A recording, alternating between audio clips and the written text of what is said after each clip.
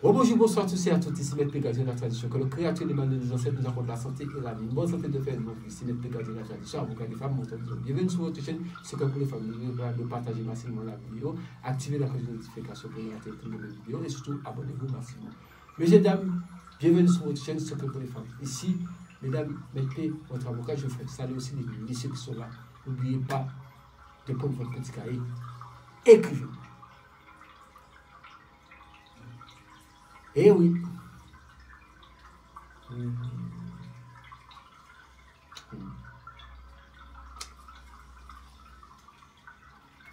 Comment faire briller votre étoile avec un verre d'eau? Vous savez, l'étoile d'une personne, c'est une puissance, c'est une force qui est en nous. J'ai beaucoup de choses à vous apporter. Et vous allez voir que c'est tellement sensé, c'est tellement logique, que c'est trop sensé, trop logique. Comment faire briller votre étoile? D'abord, il faut savoir notre étoile, qu'est-ce que c'est? Ça, j'aurai l'occasion de faire une vidéo et je pense que sur Science Occulte, vous pouvez trouver certaines choses que j'ai expliquées au niveau de l'ange gardien et autres anges gardiens. Là, nous allons parler de notre étoile. Parce que, au fait, l'étoile, ça a beaucoup de significations. Mais nous avons besoin de briller, si vous voyez sur une sorte de métaphore, le champ de force qui sont autour de nous. Ici, nous allons parler de ça avec le verbe. Comment faire briller cette étoile, c'est-à-dire notre étoile qui est sur nous, notre champ de force, avant de parler sur d'autres types d'étoiles qui existent, qui sont liées avec nous par ce qu'on appelle la cote d'argent, etc. Ça, c'est encore d'autres thèmes que je vais aborder, je vais l'occasion d'aborder. Mais nous allons parler de briller votre étoile avec un verre d'eau. Vous allez acheter un verre tout neuf, transparent, un verre transparent, mais pas en plastique, un verre en verre, matière verre, transparent, très transparent, que vous puissiez voir à travers, c'est très transparent, un grand verre. Et vous allez, bon, maintenant vous savez, c'est plus comme avant, on allait chercher de l'eau de source dans la bourse, maintenant on vend de l'eau minérale dans la bouteille, donc c'est suffisant. Le jour de la pleine lune, vous allez prendre le jour de la pleine lune, mais vous regardez sur le moteur de recherche. La pleine lune tombe quel jour et à quelle heure? Maintenant, en fonction du pays, vous convertissez ça en heure GMT. Donc, apprenez à calculer l'heure GMT. L'heure GMT, c'est l'heure qui est centrale et c'est l'heure qu'il faut pour faire les choses. Donc, en heure GMT, vous regardez, la pleine lune tombe tel jour à telle heure.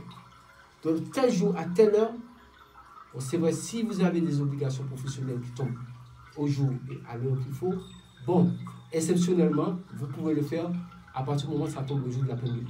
Mais si vous avez la possibilité de le faire à l'heure qu'il faut, l'heure que la pleine lune tombe exactement, faites-le. Vous prenez un verre d'eau à l'heure de la pleine lune, le jour de la pleine lune, et vous le remplissez d'eau. Vous salez les 4 nœuds cardinaux avec le verre d'eau en haut et en bas, et vous déposez le verre d'eau ensuite sur votre tête. Vous l'attrapez avec vos deux mains. Et vous allez parler. Vous allez dire, le Créateur du ciel et de la terre et de l'univers. Le Créateur du ciel et de la terre et de l'univers. Je m'adresse à toi.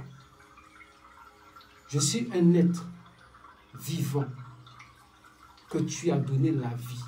Je m'adresse à toi parce qu'on a éteint ou on veut éteindre mon étoile. Je veux briller, briller, briller. Vous dites ça.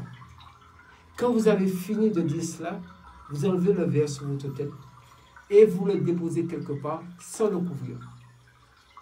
Et vous laissez la journée de la pleine passer. Le lendemain matin, au réveil, avant de parler pour personne, à jeun, vous prenez le verre d'eau, vous buvez 3 gorgées.